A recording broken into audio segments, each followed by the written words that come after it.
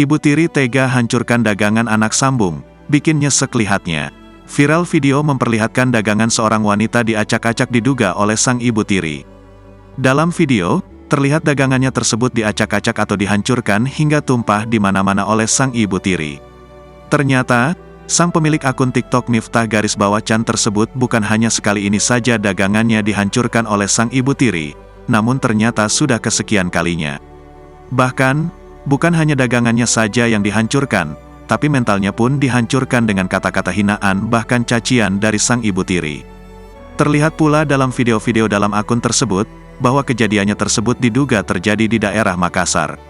Banyak respon dari warganet di unggahan video tersebut. Banyak warganet yang memberikan semangat dan merasakan kesedihan atas kejadian tersebut.